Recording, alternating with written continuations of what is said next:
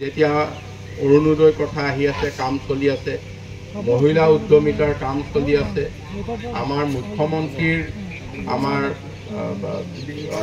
যিটো CM পিপুলে সেইটোৰ কামো যুৱকসকলৰ কাৰণে চলি আছে।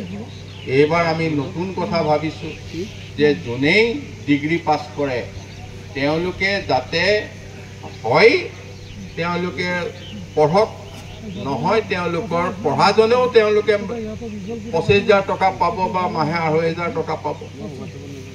ঠিক তেনেকে যিজনে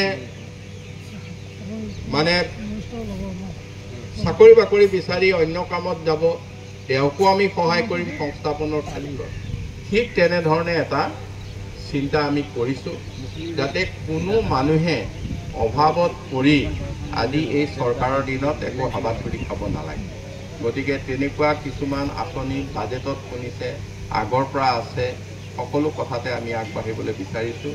আপোনালোকে ৰমজান মাহত সকলোৱে দোৱা ৰাখিব যাতে আমাৰ মুখ্যমন্ত্ৰী ডাঙৰীয়াৰ নেতৃত্বত চলা চৰকাৰখনে আৰু ভাল কাম কৰিব পাৰে, আৰু ৰাইজৰ কাৰণে কাম কৰিব পাৰে, আৰু আমাৰ বিশেষকৈ আজি যিটো অনুষ্ঠানলৈ আহিলোঁ, দবকা আমাৰ মিউনিচিপালিটি, দবকা মিউনিচিপালিটিৰ মই chairman, vice chairman, ward member সকলোকে মই অনুৰোধ জনাবলৈ বিচাৰিছোঁ যাতে আপোনালোকে সুন্দৰভাৱে এই গোটেই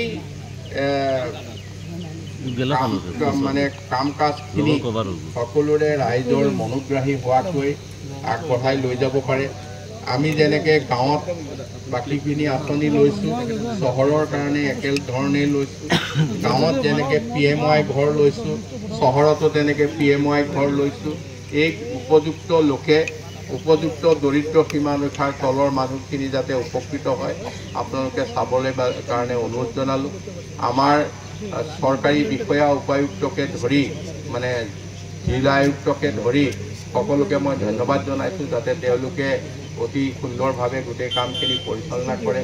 এই কামৰ দায়িত্ব যি পাইছে মই তেওঁক পালোঁ যোৰহাটৰ, তেখেতসকলে যাতে এইটো এটা নিৰ্দিষ্ট সময়ৰ ভিতৰত কামখিনি উলিয়াই দিয়ে, কাৰণ ইয়াৰ দৃষ্টি নিবন্ধ হ'ব সকলোৰে ইয়াৰ ওপৰত, কাৰণ এইটো প্ৰজেক্ট কেনেকুৱা হৈছে তাৰ ওপৰতে নিৰ্ভৰ কৰিব ভৱিষ্যতৰ প্ৰজেক্টবিলাক।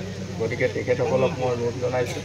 ইয়াত ভাৰতীয় জনতা পাৰ্টি গণ পৰিষদৰ দুয়োটাৰে নেতৃবৰ্গ আছে, জিলা সভাপতি আছে, হাবিব চৌধুৰীকে ধৰি আমাৰ জিলাৰ প্ৰাক্তন সভাপতি, AGP BJP সকলো তেখেতসকলে চৰকাৰৰ মাজত থাকি এই কামখিনি যাতে ৰাইজক সন্তুষ্টি দিব পাৰে মই সেইটো আশা ৰাখিছোঁ আটাইখিনিয়ে মোকামিলাৰ মাজৰে।